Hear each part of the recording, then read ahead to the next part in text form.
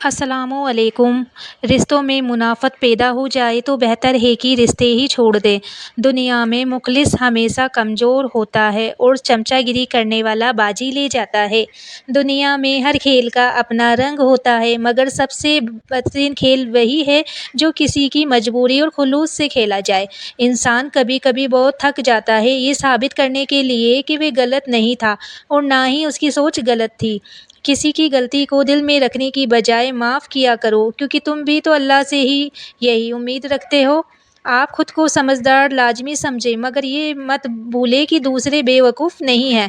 انسان کی پہچان ادب سے ہوتی ہے، علم سے نہیں، کیونکہ علم تو شیطان کے پاس بھی تھا لیکن وہ ادب سے محروم تھا۔ لوگوں کو معاف لازمی کر دیا کریں، مگر دوبارہ ان کو دل میں جگہ مت دیں، کیونکہ آپ دوبارہ غلطی کرتے ہیں ان کو دل میں جگہ دے کر۔ تم کسی کے ساتھ بھلائی کرو، تمہیں اس کا بدلہ برائی کی صورت میں ملے تو سمجھ لو کہ تمہاری نیکی قبول ہو گئی ہے۔ ہمیشہ یہی کوشش کیا کریں کہ دوسرے کی زندگی آپ کی وجہ سے آسان ہو، کیونکہ کسی کی زندگی مشکل کرنے سے بھی انسان کا مرنا آسان نہیں ہوتا۔ ہمیشہ نرم لہجہ رکھا کریں کہ نرم الفاظ میں کچھ بھی خرچ نہیں ہوتا، مگر ان کی قیمت بہت زیادہ ہوتی ہے۔ اگر آپ کو ذلت اٹھانے کی نوبت پڑ گئی تو بہتر ہے کہ آپ تکلیف اٹھا لیں، یہ ذلت اٹھانے سے بہتر ہے۔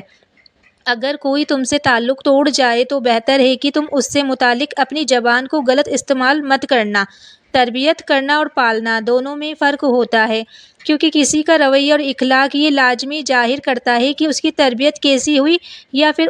اس کو صرف پالا ہی گیا ہے۔ کسی کی چاپلوسی کرنا اتنا آسان نہیں ہوتا، کیونکہ ہنر ہونا چاہیے ہوتا ہے انسان کو بھی کتا بنانے کے لیے۔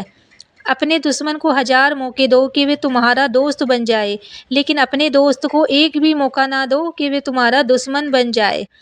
آج بھی دنیا میں ہر کوئی مطلب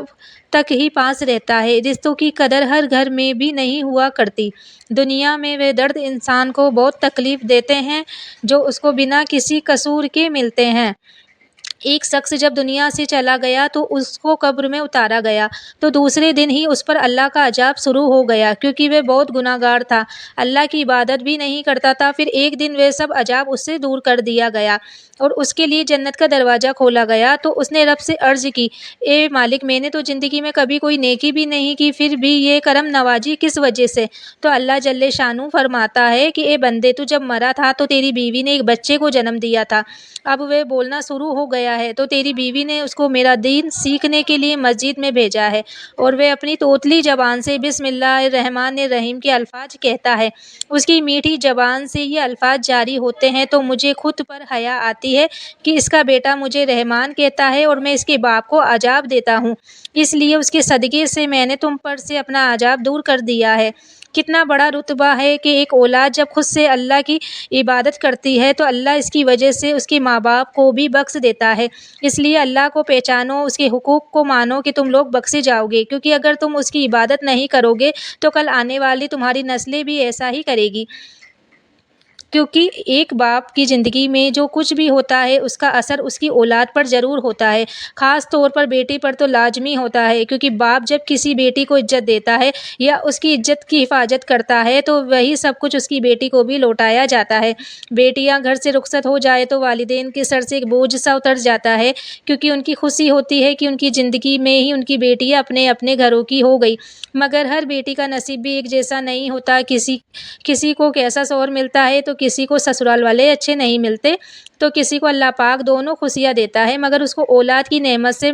محروم رکھتا ہے، کیونکہ یہ تقسیم اللہ پاک کی خود کی ہے اور ہم اس میں دوسروں کو قصوروار ٹھہرانے لگتے ہیں کہ دوسرے کی بیٹی کو بہو بنا کر لاتے ہیں اور اولاد نہ ہونے پر اس کی زندگی کو عذاب بنا دیتے ہیں، یا پھر اپنے بیٹے کو دوسری شادی کا مشورہ دینے لگ جاتے ہیں۔ اگر آپ کی بیٹیاں گھروں سے عزت کے ساتھ رخصت ہو گئی ہے اور ان کی زندگی میں خوشیاں نہیں ہیں تو پریشان مت ہو، بلکہ گھر میں سورہ مزمل پڑھنے لگ جائیں اور ہر نماز کے بعد بیٹی کی خوشی کی دعائیں لازمی کیا کریں۔ اللہ کے حکم سے اس کی زندگی میں کبھی کوئی دکھ مصیبت نہیں آئے گی اور وہ اپنی زندگی کو بہت پرسکون اور عزت سے گزارے گی۔ اللہ کبھی اس کو کسی آزمائش میں نہیں ڈالے گا، کیونکہ وہ رب بڑا ہی رحمان، اور کبھی کبھی اس رب کا یہ فیصلہ بھی ہوتا ہے کہ جب تک میرا بندہ خود مجھ سے کچھ مانگے گا نہیں تو میں اس کو عطا بھی نہیں کروں گا، کیونکہ رب کو بہت جب کوئی اس سے مانگتا ہے اور وہ رب بڑا بے نیاز ہے، اتنا کچھ مانگنے پر عطا کرتا ہے کہ اگر انسان ساری زندگی سجدے میں سر رکھ کر اس کا شکر گزار بنا رہے تو بھی اس کے لیے ایک احسان کا بدلہ نہیں اتار سکتا۔ اس لیے ہمیشہ خود بھی اپنے اللہ پر بھروسہ کرے اور اپنے بچوں کو بھی اس پاک رب سے مانگنے کی ترغیب دے، کیونکہ وہی تو اللہ ہے جو ہر کسی کو اس کی سوچ کے مطابق عطا کرتا ہے، اور جو اس کے در پر سوالی بن کر جاتے ہیں وہ ان کو خالی نہیں لوٹاتا۔ اللہ تبارک تعالیٰ سے دعا ہے کہ میرا سننا اور آپ کا سننا اپنی بارگاہ میں قبول اور مقبول فرمائے، آمین۔ اگر آپ کو آج کی میری یہ معلومات ویڈیو پسند آئی ہے تو اسے لائک ضرور کریں اور ثواب کی نیت سے اس ویڈیو کو اپنے دوستوں احبابوں میں شیئر بھی ضرور کر دیں۔ تو چلتی ہوں میں دعاؤں میں، یاد رکھنا، ملتی ہوں میری اگلی ویڈیو میں، تب تک کے لیے اللہ حافظ۔